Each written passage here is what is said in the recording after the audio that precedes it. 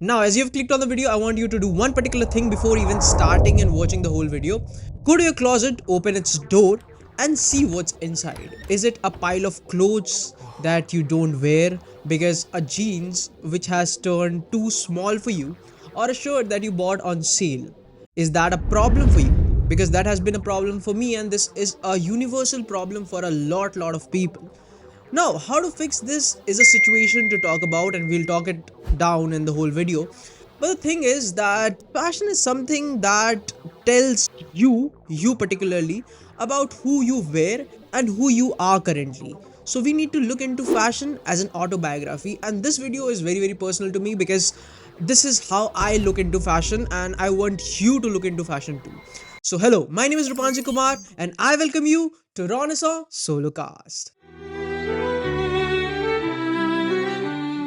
For your better understanding, we have divided the video into few different segments, and if you could watch the segments like in a pattern, then you might be able to solve a problem that you don't even know exists in your closet itself, and you would start loving your closet. When I say love, the very first segment is about the connection.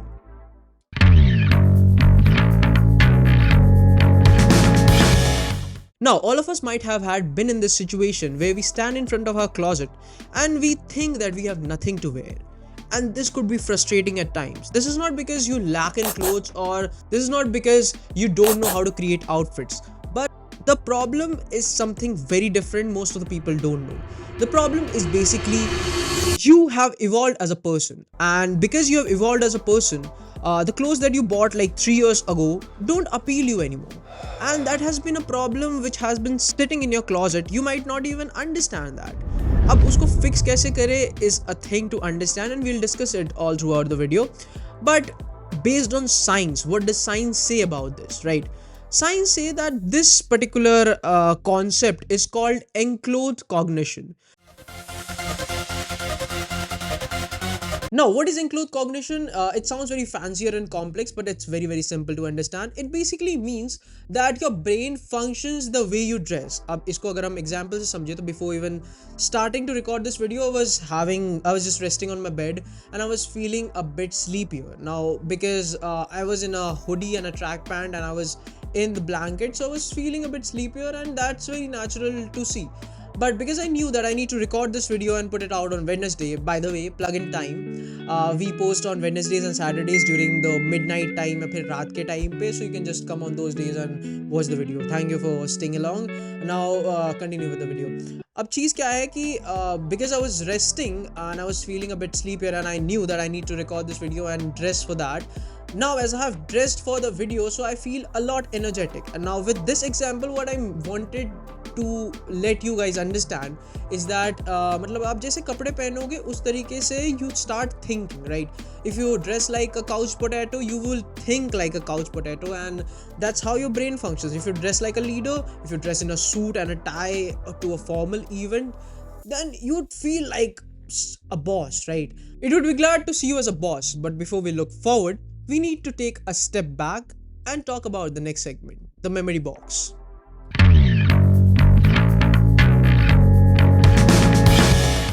Now, things are going to be very exciting from here. I want you to look into your closet as a memory box. You probably have a lot of ghosts sitting there. Not literal ghosts, but ghosts in form of clothes.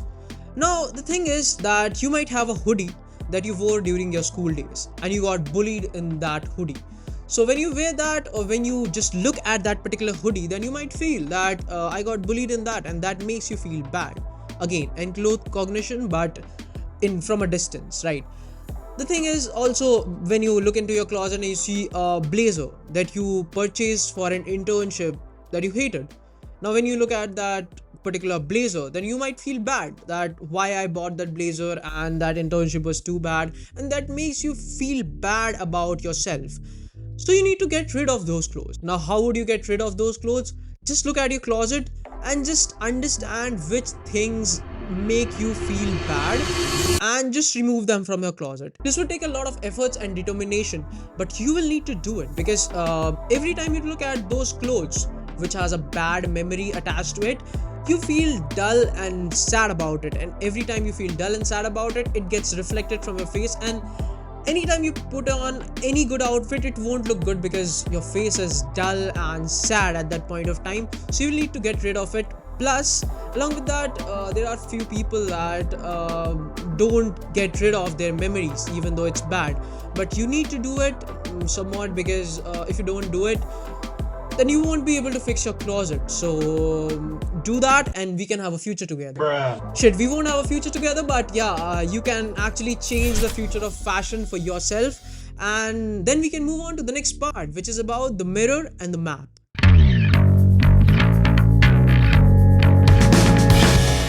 Now, after being in the field of fashion for over 5 years, what I feel is my closet is basically a map. Who I was 2 years ago was reflected by my clothes that I had.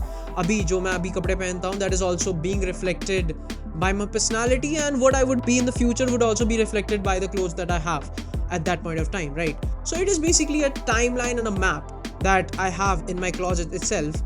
But the thing that you need to focus upon is like a two-step guide. What you need to do is you need to stand in front of a mirror, stand bilkul straight, and you need to ask a few different questions, right?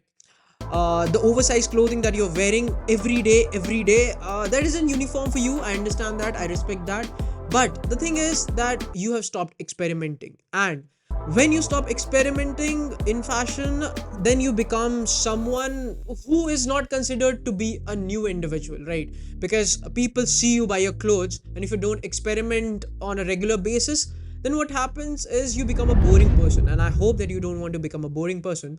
So next, you follow a map, right? What you do is, I know you wanted to wear that blazer, you wanted to buy that jacket for the longest time, but you just feel that that won't look good on you. What you need to do is you need to hold up some courage, talk to a near dear friend of yours who knows fashion or who at least understands you as a person, and just ask them that how would that particular thing look on you. I very much hope that that person would just encourage you to buy that.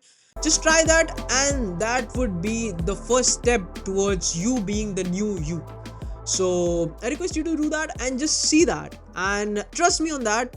I tried it, my juniors tried it, my colleagues tried it, and everyone have just felt better from there, and everyone has improved their personality and their surroundings around them. So just try it and it would be great. Now we've come to the final segment of the video, and it's about the call to action that you need to follow to complete the puzzle.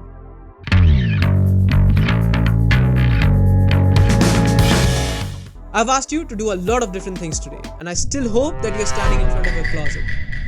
Now, what you need to do in the call to action wala section is that you look into your wardrobe again, and what you do is you pick up the best item that you have that makes you feel the best. It could be a jacket, it could be a shirt, it could be a t-shirt, it could be a trouser, or it could be any piece of clothing that you might own, right? Wear it tomorrow. Not for a date, not for going to office, not for just strolling around, just for you. And that would make you feel very happy.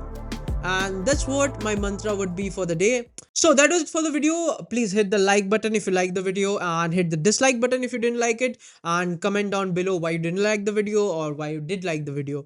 That would be great learning for us. Plus, you could follow us on Instagram. We are very active there. Along with that, we post on Wednesdays and Saturdays, and those days are very cool days for us because we put in a lot of effort to make this video. It takes editing, it takes marketing, it takes multiple different things to do this. So I request you to watch the video. Thank you for watching. I hope you have a great day. Bye bye. See ya on Saturday with some international and national news. Bye bye.